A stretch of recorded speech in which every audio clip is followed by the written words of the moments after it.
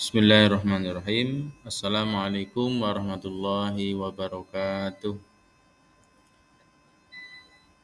Selamat pagi anak-anak. Gimana kabarnya hari ini? Alhamdulillah sehat semua ya. Baik. Baik anak-anak sekalian. Sebelum Bapak memulai pembelajaran pada pertemuan kali ini, sebelum kita mulai pembelajaran, seperti biasa, marilah kita berdoa kepada Allah Subhanahu wa taala. Mudah-mudahan apa yang kita pelajari pada hari ini mendapatkan ilmu yang manfaat, barokah di dunia wal akhirah. Baik, kita kelas sedang dipimpin. Ya, berdoa. Mulai.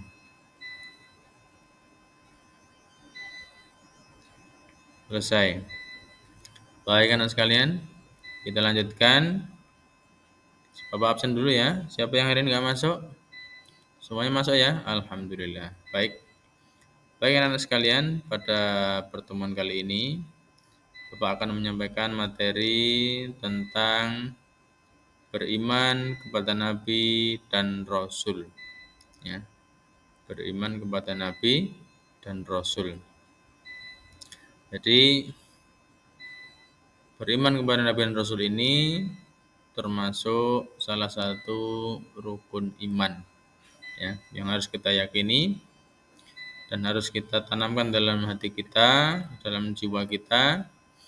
Kita meyakini dengan sebenar-benar keyakinan bahwasanya Nabi dan Rasul itu adalah utusan Allah Subhanahu wa taala. Baik anak-anak sekalian, pada pertemuan kali ini Bapak ingin menyampaikan tujuan dari materi iman kepada Nabi dan Rasul ya. Jadi tujuan kita mempelajari materi iman kepada Nabi dan Rasul ini adalah satu, agar kita mengetahui hakikat iman kepada Nabi dan Rasul. Kemudian kita mengetahui nama-namanya, kemudian siapa Nabi dan Rasul yang mendapatkan gelar Ulul Azmi, kemudian bagaimana kita meneladani sifat wajib Rasul, ya. Kemudian bagaimana kita, ya, menjauhi sifat-sifat mustahil. Kemudian kita mengetahui tugas-tugasnya para Rasul, kemudian hikmahnya, serta bagaimana penerapan iman kepada Nabi dan Rasul ini dalam perilaku kita sehari-hari. Baik anak-anak sekalian, kita akan masuk pada pembahasan yang pertama, yaitu tentang arti iman kepada Nabi dan Rasul. Arti iman kepada Nabi dan Rasul ini, iman kepada Nabi dan Rasul adalah membenarkan bahwa Nabi dan Rasul adalah utusan Allah Subhanahu wa taala. Kalau salah satu diingkari, orang tersebut tidak termasuk golongan orang yang beriman. Seperti firman Allah Subhanahu wa taala berikut. A'udzubillahi minasyaitonirrajim.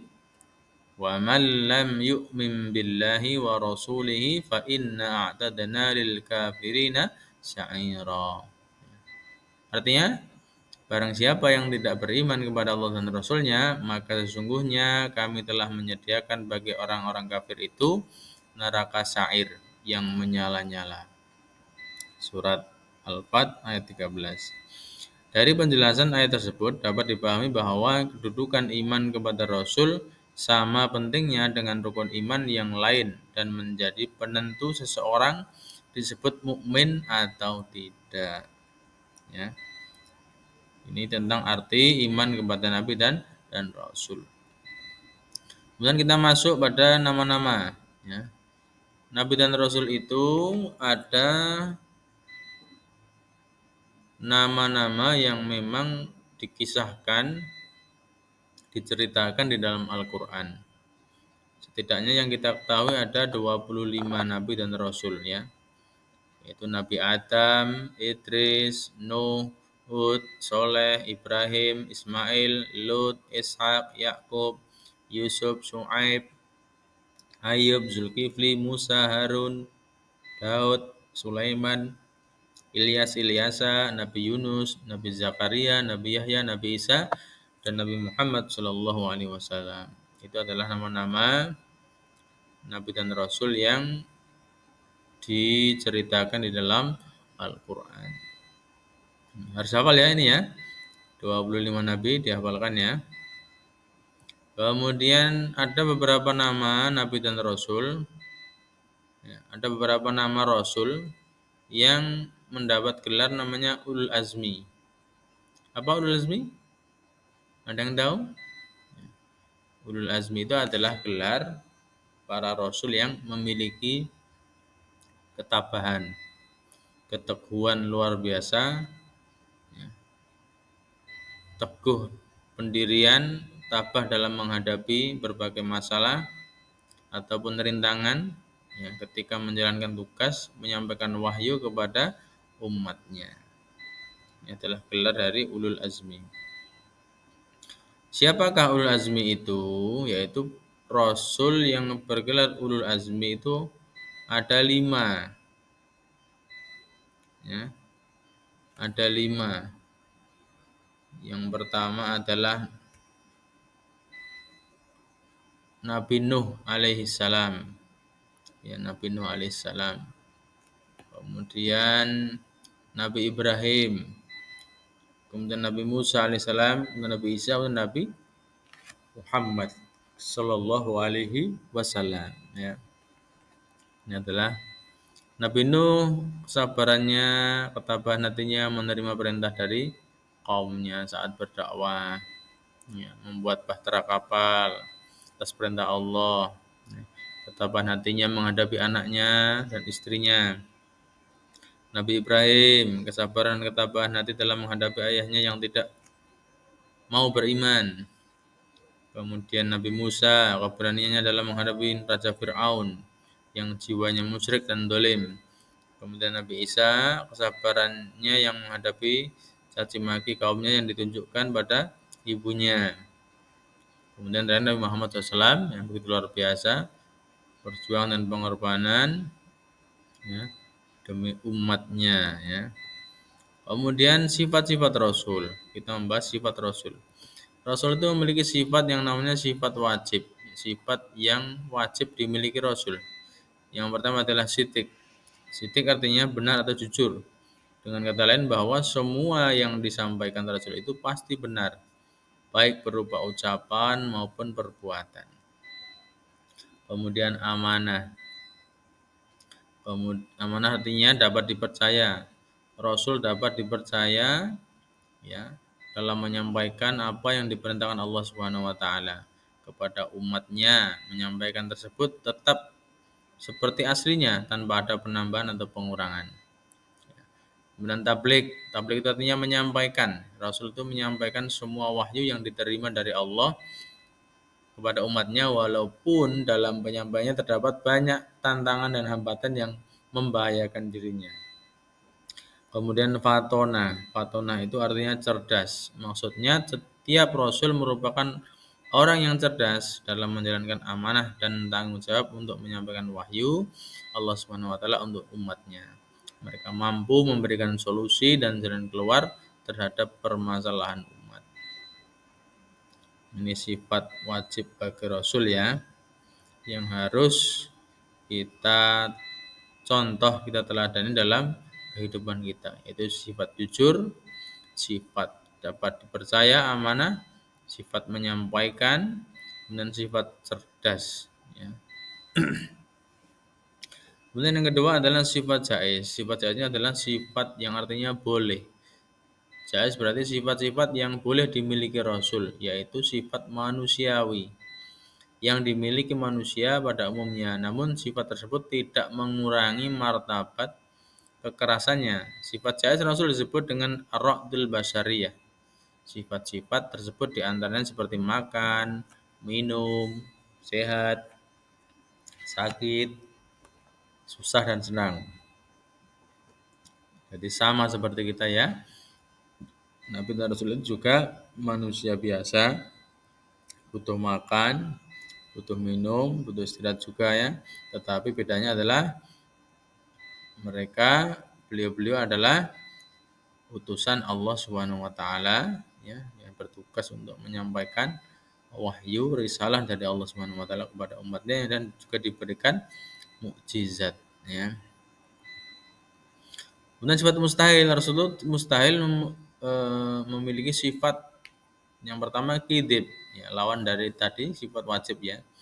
Rasulullah itu memiliki sifat sidik jujur, mustahil para rasul memiliki sifat kidib yang berarti bohong atau dusta. Ya. Tidak mungkin memiliki sifat dusta dalam menyampaikan wahyu. Kemudian khianat. Rasul tidak mungkin khianat, adalah kebalikan dari amanah.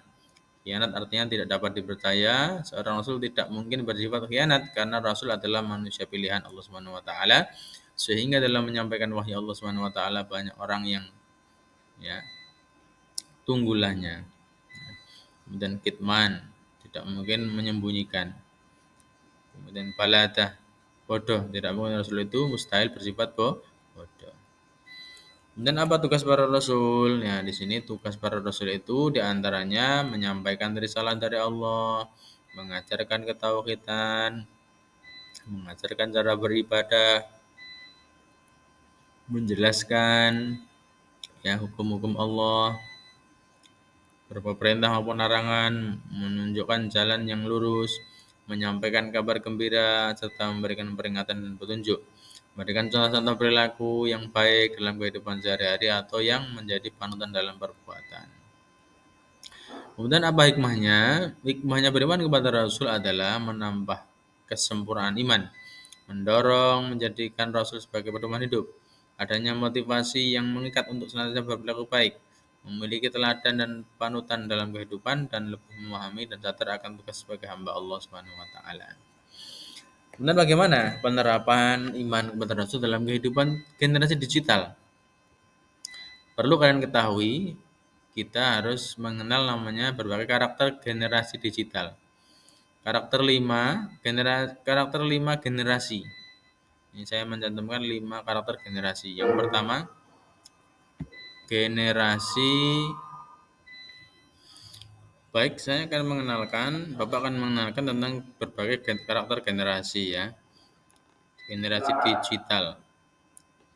Yang pertama generasi baby boomers, lahir tahun 1946 sampai 1960. Ini generasi baby boomers. Kemudian generasi X, lahir antara 1961 sampai 1980. Kemudian generasi Y, lahir antara tahun 1981 sampai 1994. Kemudian generasi Z lahir antara tahun 1995 sampai 2010. Kemudian generasi Alpha lahir tahun 2011 sampai sekarang.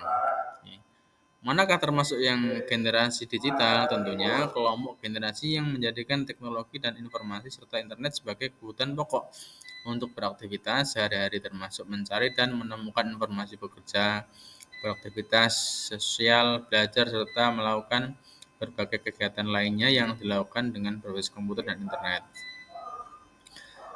Kemudian mengenal sifat-sifat Rasul di era digital. 1. Perilaku yang dapat kita lakukan dalam sehari-hari di era digital ini adalah beriman kepada Nabi Rasul dengan sepenuh hati.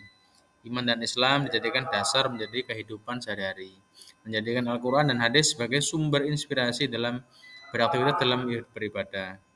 Ilmu pengetahuan dan teknologi dijadikan sebagai sarana mencipta. Menjadikan Rasulullah SAW sebagai teladan dalam kehidupan sehari-hari. Menjadi pribadi yang berkarakter jujur, amanah, serta dapat dipercaya dan bertanggung jawab. Ya, oke, selesai ya. Jadi materi kita pada pertemuan kali ini tentang beriman kepada Rasul sudah selesai. Selanjutnya dari pemaparan yang Bapak sampaikan ini, silahkan ya kalian meresum serta menulis beberapa istilah-istilah tentang iman kepada Nabi dan Rasul beserta dalilnya ya, sesuai dengan materi yang telah Bapak sampaikan ya. Baik anak-anak sekalian, nanti tugasnya dikumpulkan ya. Setelah selesai dikumpulkan, nanti akan saya nilai. hasil resume beserta catatan istilah-istilah di dalam materi yang telah Bapak sampaikan. Terima kasih. Kita akhiri dengan doa ya. Alhamdulillah sama-sama. Alhamdulillahirabbil alamin. Sampai jumpa di pertemuan selanjutnya. Mudah-mudahan apa yang kita baca pada hari ini bermanfaat. Sekian dari Bapak. Assalamualaikum warahmatullahi wabarakatuh.